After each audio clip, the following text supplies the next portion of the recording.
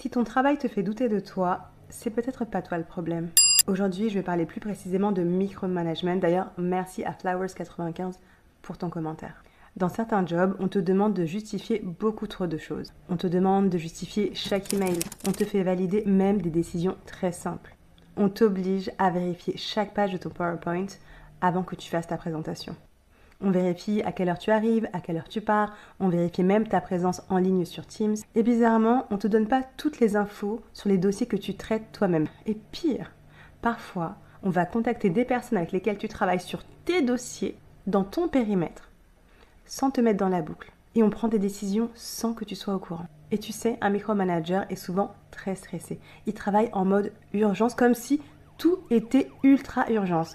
Et une de ses phrases préférées, c'est quoi les urgences? Et le problème avec ce fonctionnement, surtout quand il s'agit de ton manager, c'est que ce stress, ce mode soi-disant urgent, eh ben, on te le transmet sans que tu aies demandé quoi que ce soit. N'oublie pas qu'on passe beaucoup de temps au travail, donc qu'on le veuille ou non, les gens avec lesquels on interagit ont un impact sur nous. Et je sais que parfois on se dit que c'est mieux de se taire. Moi-même, je me dis que face à ces managers toxiques, j'aurais dû me taire. Parce qu'en fait, ce qu'ils adorent, c'est des bons petits soldats dans leurs équipes qui vont dire amen à toutes leurs décisions et à leur comportement qui est parfois complètement toxique. Et ces bons petits soldats n'aident pas du tout à construire un environnement de travail sain, bien au contraire. Ça nourrit le besoin de validation et de contrôle de ces managers. Et le problème, c'est pas toi, le problème, c'est eux. C'est le fait qu'ils n'arrivent pas à lâcher prise et à faire confiance à leurs équipes. Ce comportement toxique, parce que oui, je le répète, le micromanagement est toxique. Et bien tout ça, ça a un impact sur toi. Et ça peut même te forcer à changer. Tu n'oses plus prendre des initiatives, tu réfléchis même avant d'envoyer un simple email parce que notamment tu sais que ce micromanager, qui, je le rappelle, toxique, est dans la boucle. Tu finis même par douter de simples décisions que tu arrivais à prendre simplement avant.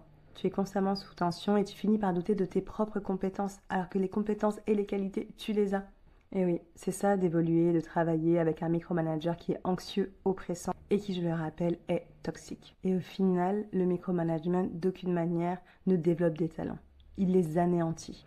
Et franchement, peu importe ce qu'on te dira, ça, ce n'est pas de l'exigence. C'est simplement un stress qui est mal géré et qui devient du contrôle.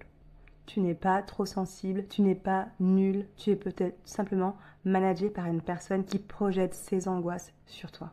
Et en vérité, ce type de manager devrait déjà ne plus manager et s'il continue à manager, devrait aller en thérapie. Bref, tu mérites un travail qui te fait grandir et pas douter de toi.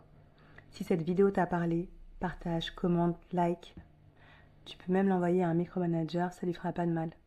Bref, prends bien soin de toi.